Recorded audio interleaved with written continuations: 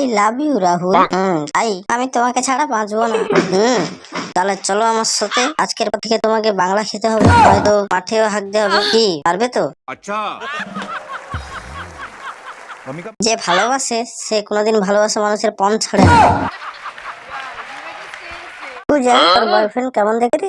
বালের মতো মদ বেচে, তাই না?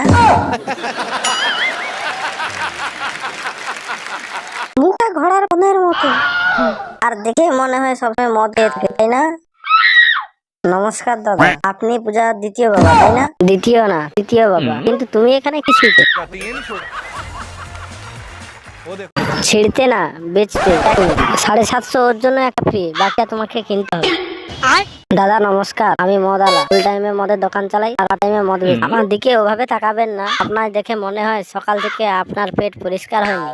बात तो सही है दौड़ना तो पड़ता है।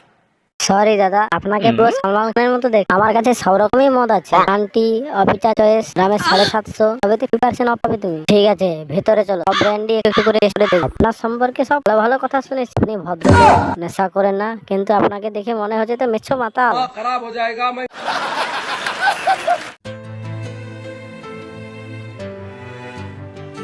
দেখলে পরে তোমাকে কি আমাকে রাখে, বুটকা খোর বলে থাকে লোকজনে।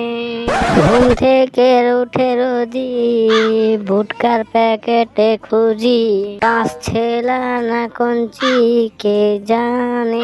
চল গুটিয়ে শান্তি বিমল কিনে আনি, জর্দাটা ঢেলে নাড়া একটুখানি, পেলে দে মুখে বাজা দাঁতের 12টা।